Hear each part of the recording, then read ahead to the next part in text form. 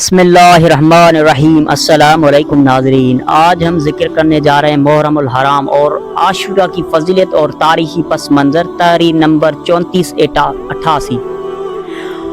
عموماً یہ تصور کیا جاتا ہے کہ محرم کا تقدس، احترام اور اس کی وجہ حرمت صرف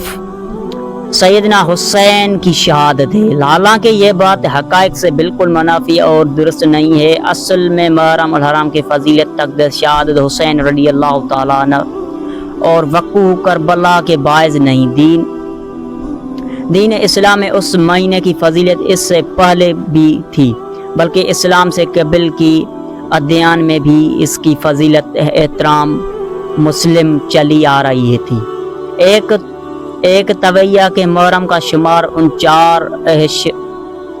اشہر الحرم میں سے ہوتا ہے جن کا ذکر قرآن کریم نے یوں کیا ہے کہ بے شک اللہ کے علم میں مہینوں کی تعداد اس دن سے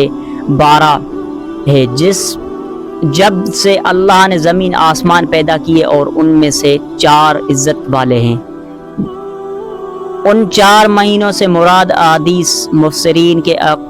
اقوال کی روح سے ذوالقعدہ، ذوالحج، محرم اور رجب ہیں۔ دوسری وجہ یہ ہے کہ ان مہینوں کی عزت حرمت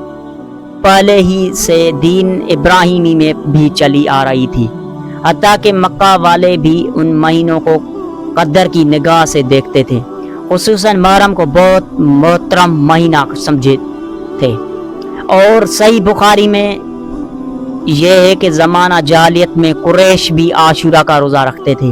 جب اسلام آیا تو اس میں بھی یہی عزت حرمت برقرار رہی۔ محرم الحرام کی حرمت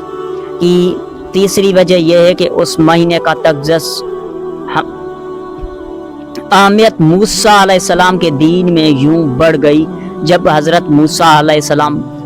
بنی اسرائیل کو فرعون لعین سے اسی ماہ محرم کی 10 تاریخ کو نجات ملنے کی خوشی میں اللہ کا شکر ادا کرنے کے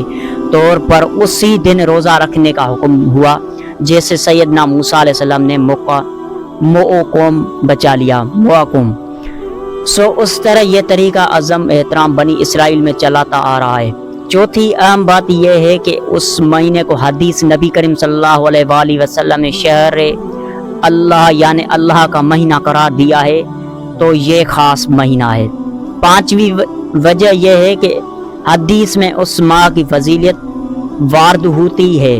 حضرت علی رضی اللہ تعالیٰ عنہ سے کسی شخص نے سوال کیا کہ ماہ رمضان المبارک کے بعد کون سے مہینے میں روزے رکھوں، تو حضرت علی رضی اللہ تعالیٰ نے جواب دیا کہ یہی سوال ایک دفعہ ایک آدمی نے رسول صلی اللہ علیہ وآلہ وسلم سے بھی کیا تھا، اور میں پاس بیٹھا تھا، تو آپ صلی اللہ علیہ وآلہ وسلم نے جواب دیا کہ ماہ رمضان کے بعد تم نے اگر روزہ رکھنا ہے تو محرم میں رکھو، کیونکہ وہ اللہ تعالیٰ کا مہینہ ہے۔ اس میں ایک ایسا دن ہے جس میں اللہ تعالیٰ نے ایک قوم کی توبہ قبول فرمائی، اور آئندہ بھی ایک قوم کی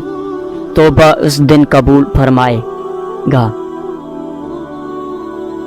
اسی طرح محرم الحرام کی 10ویں تاریخ یعنی یوم عاشورہ بڑا ہی محترم بلشان اور عظمت کا حامل دن ہے۔ رمضان المبارک کے روزوں کی فرضیت سے پہلے 10 محرم عاشورہ کا روزہ رکھنا مسلمانوں پر فرض تھا۔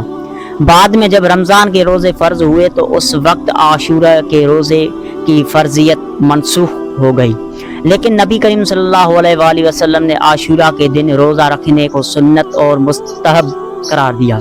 اور نبی کریم صلی اللہ علیہ وآلہ وسلم نے اس دن کے روزے کی اہمیت یوں بیان فرمائی: مجھے اللہ تعالیٰ کی رحمت سے یہ امید ہے کہ جو شخص عاشورہ کے دن روزہ رکھے گا تو اس کو پچھلے 1 سال کے گناہوں کا کفارہ ہو جائے گا۔ اس طرح 10 محرم کے دن اللہ تعالیٰ نے حضرت موسیٰ علیہ السلام اور ان کی قوم کو فرعون سے نجات دلائی، تو حضرت موسیٰ علیہ السلام اس دن بطور شکرانے کے روزہ رکھے۔ اس لیے یہودی بھی اس دن شکرانے کے طور پر روزہ رکھتے تھے۔ نبی کریم صلی اللہ علیہ وآلہ وسلم کے علم میں جب سے بات آئی تو آپ صلی اللہ علیہ وآلہ وسلم نے فرمایا: ہم موسیٰ کے طرز عمل اپنانے کے لیے تم یہودیوں سے زیادہ حقدار ہیں۔ سو آپ صلی اللہ علیہ وآلہ وسلم نے خود بھی 10 محرم عاشورہ کا روزہ رکھا اور صحابہ اکرام کو بھی روزہ رکھنے کا حکم دیا۔ نبی کریم صلی اللہ علیہ وآلہ وسلم نے ہمیشہ اپنی حیات میں عاشورہ کا روزہ رکھا، مگر وفات سے پہلے جو عاشورہ کا دن آیا تو آپ نے روزہ رکھا، اور ساتھ ہی یہ بھی فرمایا کہ 10 محرم کو ہم مسلمان بھی روزے رکھتے ہیں اور یہودی بھی، اس لیے اگر میں آئندہ سال زندہ رہا تو صرف عاشورہ کا روزہ نہیں رکھوں گا بلکہ اس کے ساتھ ایک روزہ اور ملاؤں گا، یعنی 9 محرم اور 11 محرم کا روزہ بھی رکھوں گا تاکہ یہودیوں کے ساتھ مشابہت ختم ہو جائے۔ نبی یہاں ایک قابل غور بات یہ ہے کہ نبی کریم صلی اللہ علیہ وآلہ وسلم نے غیر مسلمانوں کو مشابہت عام زندگی میں تو اجا عبادت میں بھی آپ صلی اللہ علیہ وسلم نے احترام فرمایا، اور صحابہ اکرام کے علاوہ محرم الحرام میں بہت سے